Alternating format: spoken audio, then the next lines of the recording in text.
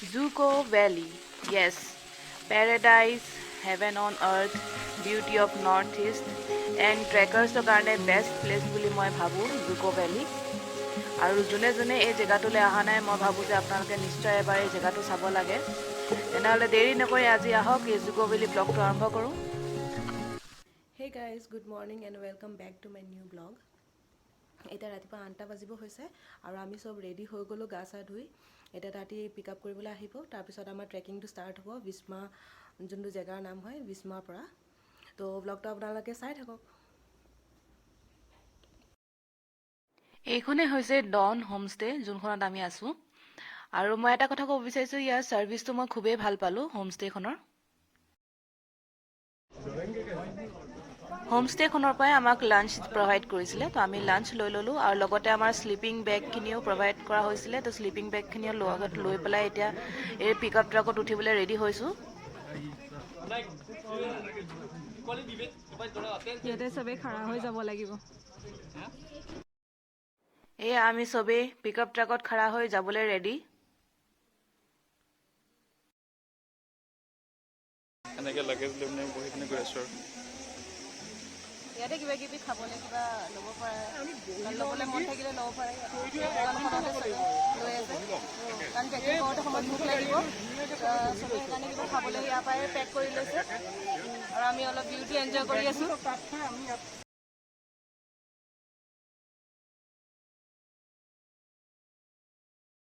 তো আহি আমি এণ্ট্ৰি কাউণ্টাৰ পালোহি, ৰেষ্ট হাউচো আছে লগতে। তো ইয়াত মানে আপোনালোকে এণ্ট্ৰি আৰু এক্সট্ৰা গেজেটছৰ কাৰণে পে' কৰিব লাগে।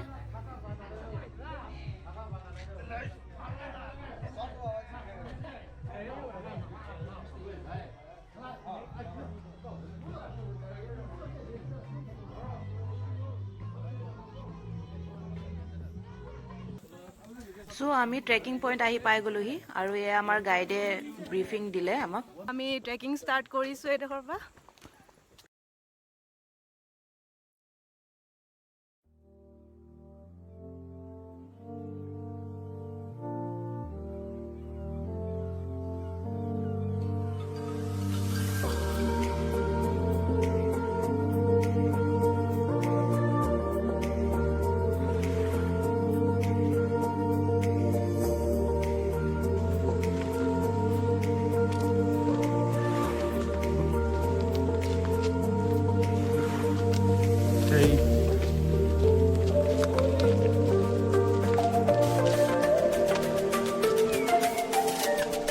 দহ 15 মিনিটমান হৈছিলেহে, ইমানেই ষ্টিফ মানে ষ্টাৰ্টিং পইণ্টটো যে ইমান ভাগৰ লাগিছে ৰখি ৰখি। এতিয়া চব অকণমান দেৰি ৰখি দিছে, টু টায়াৰিং চিৰিয়াছলি।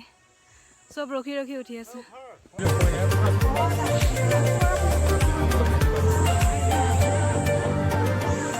হাই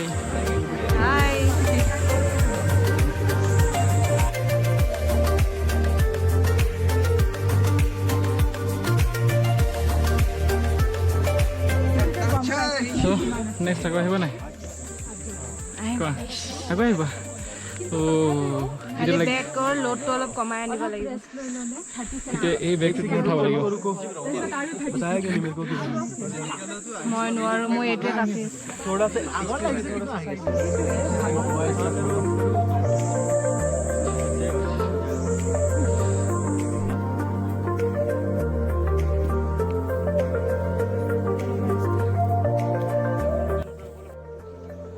ষ্টিপ পাৰটো পাৰ হৈ আহিয়ে এটা আমি বহুত ধুনীয়া ভিউ পইণ্ট পালোহি। এইটো হৈছে ছেকেণ্ড ভিউ পইণ্ট। ইয়াৰ পৰা আপোনাৰ ভিউটো দেখিবলৈ খুবেই ধুনীয়া লাগে। তো ইয়াতে চবেই এতিয়া ৰেষ্ট লৈছে আৰু যাৰ যাৰ ভোক লাগিছে, কাৰণ ষ্টিপ পাৰটো পাৰ হৈ আহোঁতে চবৰে অৱস্থা বেয়া, তো ভোকো লাগিলে, তো চবেই খোৱা বোৱা কৰি পেলাই অলপ ৰেষ্ট লৈছে।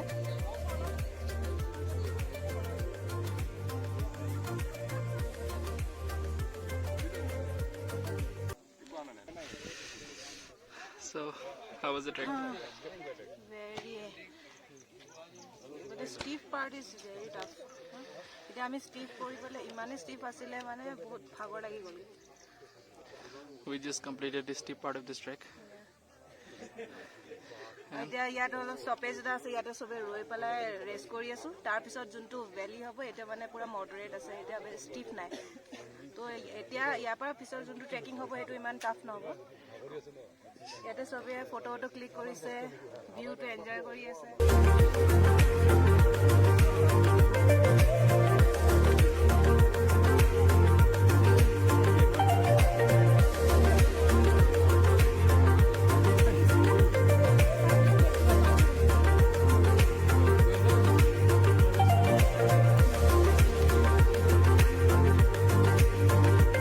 এতিয়া ইমান ৰিলেক্স লাগিছে। এইপিনে ভিউ চাওক, এইপিনে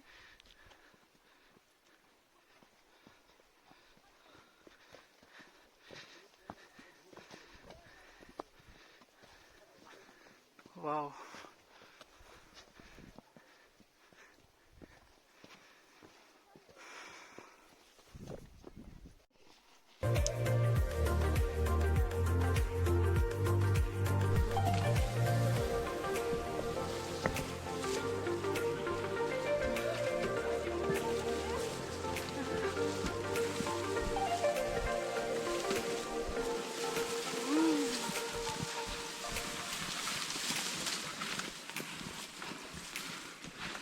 Ooh, look at the view.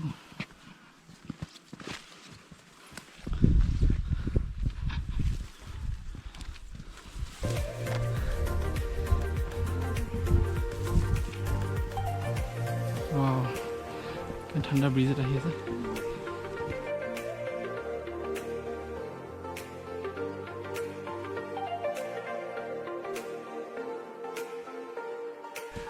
সেই ভেলিটো চা, সেই পাহাৰকেইটা ইমান ধুনীয়া লাগিছে।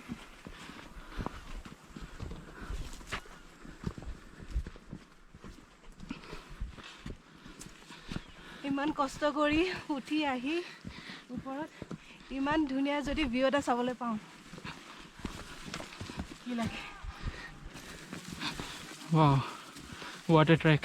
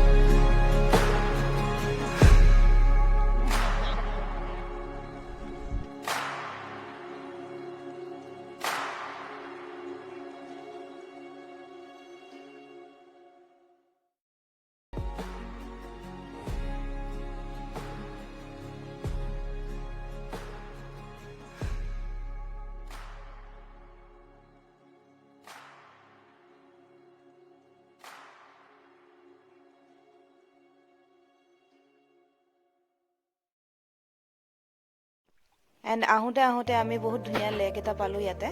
তো ইয়াতে চবেই ভৰি তিয়াই পেলাই অলপ দেৰি বহিলোঁ।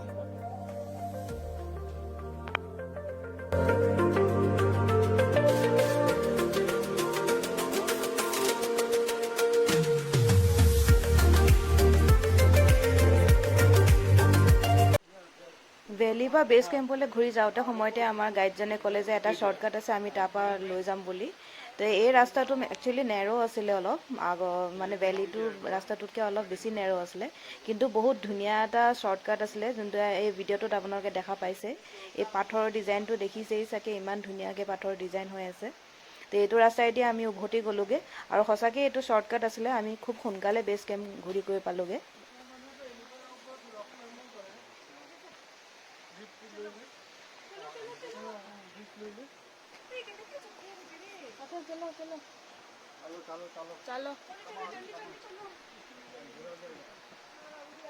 Unique experience है बाबा।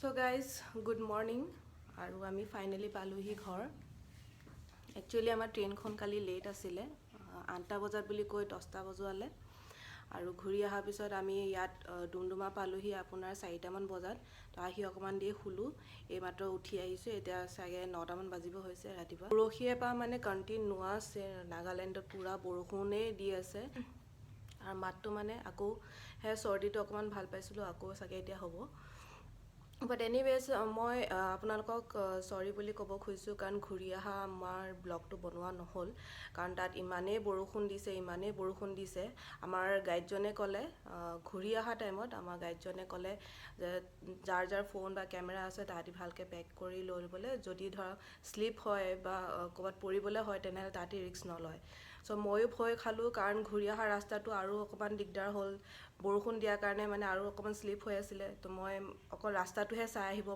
পাৰিলোঁ ফোন বা কেমেৰা এনেকৈ উলিয়াব পৰা নহ'ল ত' সেইবাবে মই চৰি কৈছোঁ ঘূৰি অহা ব্লগটো মই মানে একেবাৰে বনাব নোৱাৰিলোঁ কাৰণ মই ভয় খালোঁ একচুৱেলি যদি ধৰক কেমেৰা চেমেৰা উলিয়াওঁতে বা ভিডিঅ' চিডিঅ' কৰোঁতে সময়ত যদি মোৰ ধৰক কনচেনট্ৰেশ্যনটো হেৰাই যায় তেনেহ'লে হয় মই শ্লিপ খাই পৰিও যাব পাৰোঁ তো সেইটো কাৰণে বনোৱা নহ'ল আৰু ঘূৰি আহি পালোহি ৰেলৱে ষ্টেচন পালোহি দেৰিকৈ তাতো বৰষুণ দিলে আমি ঠাণ্ডাতে মানে আমি মৰি গৈছোঁ ইমানেই ঠাণ্ডা পৰি গ'ল ছাডেনলি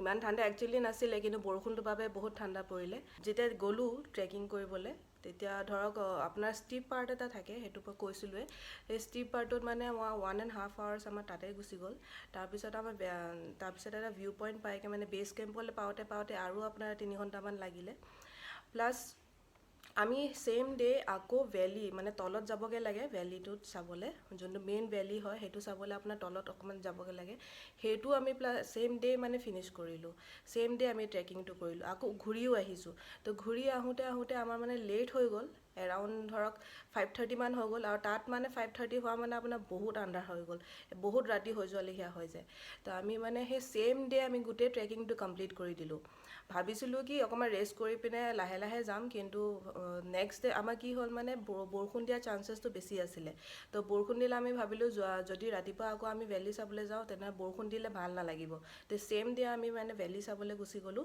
আৰু ছেইম ডে আকৌ ঘূৰিও আহিলোঁ তো অলম'ষ্ট আমাৰ মানে